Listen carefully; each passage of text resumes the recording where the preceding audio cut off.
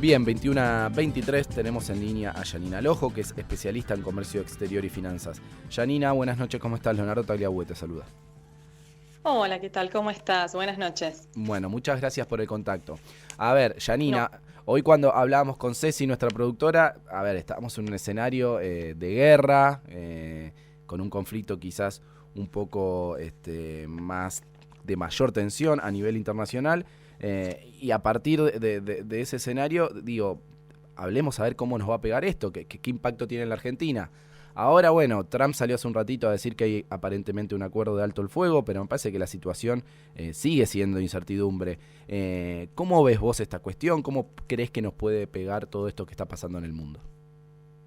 Bueno, vos mismo lo decías, Trump anunció un cese al fuego entre Sí. Irán e Israel, que todavía igual aparentemente no es efectivo, hay que esperar ciertas negociaciones que se están ejecutando, Uh-huh. que sería en el plazo de unas horas.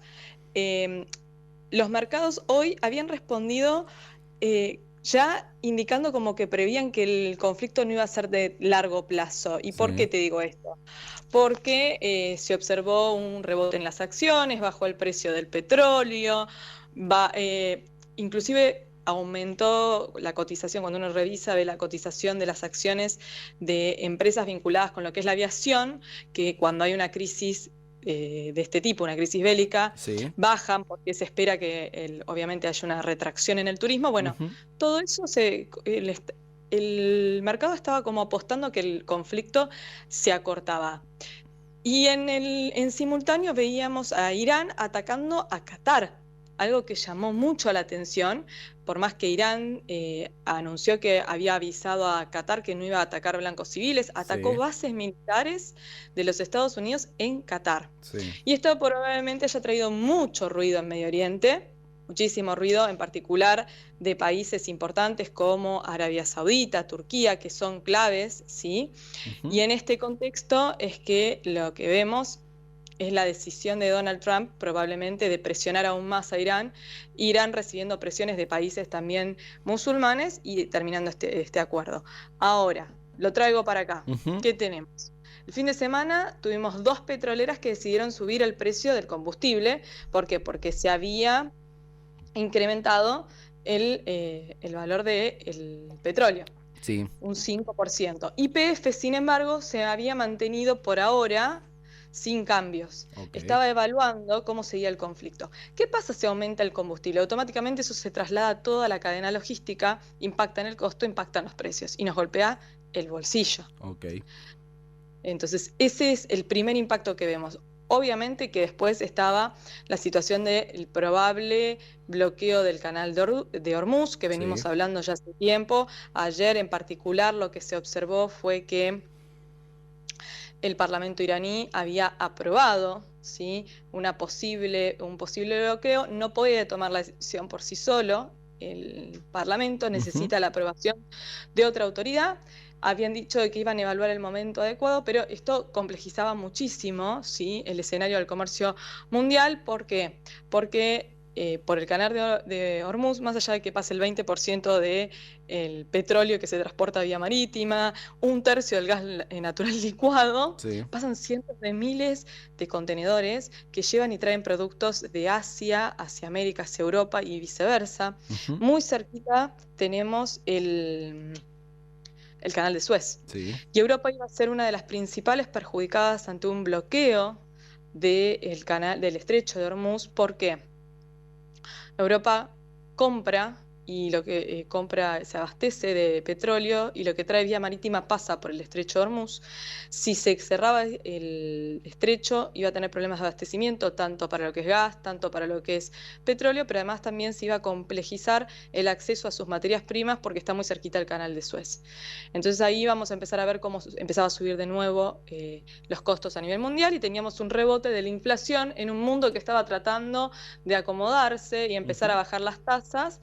Y a nosotros como país nos conviene que bajen las tasas, porque si estamos mirando hacia afuera y pensando en que queremos financiarnos, necesitamos que baje el costo a nivel internacional. Además de que, bueno, siendo un país emergente, cuando hay una crisis financiera derivada de una crisis Sí. bélica, lo que vamos a ver es que los inversores abandonan todo lo que sea riesgoso y se van a lo más seguro. Por eso teníamos el oro yendo hacia máximos, un rebote de los bonos de los Estados Unidos, eso provocó que hoy subiera el riesgo país, por ejemplo. Te lleva puesto, digamos, no tenés manera de desmarcarte de cuestiones así internacionales. Lamentablemente, más allá de las grandes pérdidas de vidas humanas que se dan cuando hay un conflicto bélico, Sí. tenemos un gran daño a la economía mundial. La economía mundial ya venía pero muy golpeada. Tengamos presente que venimos con todo el antecedente de la guerra comercial. Todavía existe la guerra comercial. Nos olvidamos un ratito porque estalló el conflicto de Medio Oriente, pero el acuerdo entre China y Estados Unidos es preliminar. Estados Unidos solo acordó con Reino Unido, el único acuerdo que quedó firmado y que está en firme. Japón, India esperaban anunciar un acuerdo en el G7 y Donald Trump se fue estrepitosamente de la reunión. Sí. Mismo Japón dijo, bueno, prefiero tardar un poco más y estar seguro en la negociación.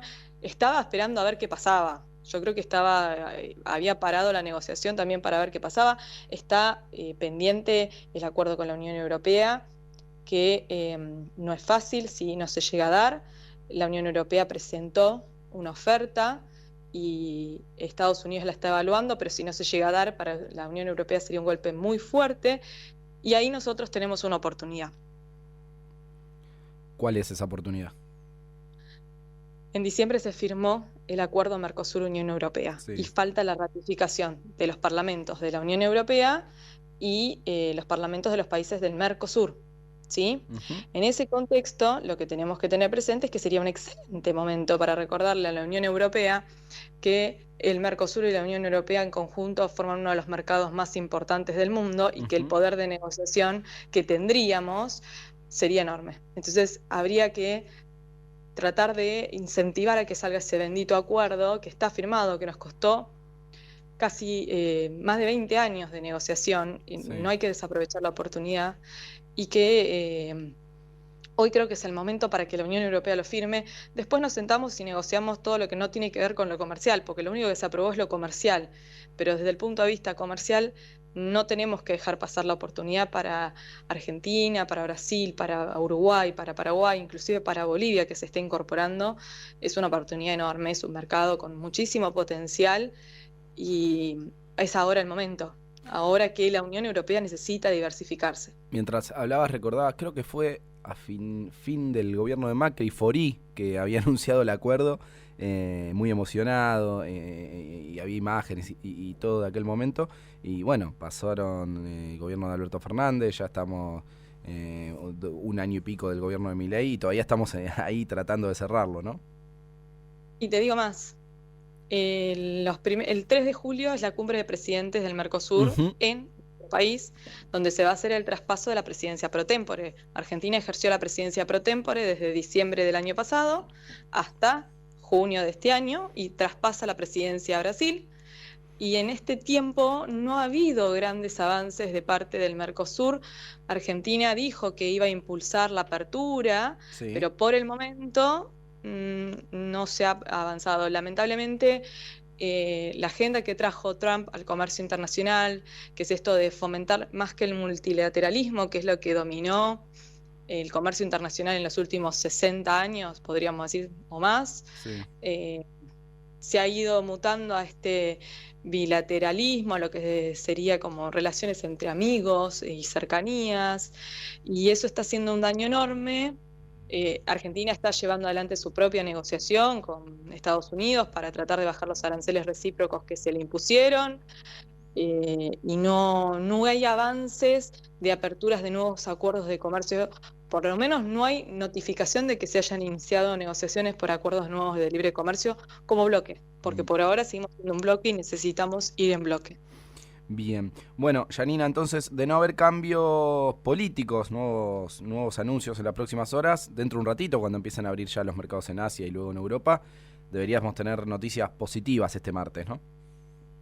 exactamente tendríamos que ver un mercado asiático abriendo al alza, probablemente acompañado por las bolsas de Europa. Tendríamos que ver un repunte en lo que es el Bitcoin, Ujú, que ya había empezado a repuntar, ujú. principalmente pues la moneda de mayor referencia, pero en general todo lo que es el mercado cripto. Probablemente haya un leve ajuste hacia la baja de lo que es el oro, porque bueno, el oro es el refugio de valor, hay una migración importante y cuando las cosas se calman, el mercado se estabiliza Sí, y hay que seguir de cerca el precio del petróleo porque ya hoy había retrocedido y hay que ver en cuánto se estabiliza. Se estimaba que la prima de riesgo que se le estaba dando a ese precio estaba entre 10 y 12 dólares, así que podríamos verlo bajar y volver a niveles quizás de hace una semana o dos atrás, porque no hace tanto que sí, estalló el conflicto. tal cual. Así que ojalá que realmente termine acá, ojalá que realmente este sea el fin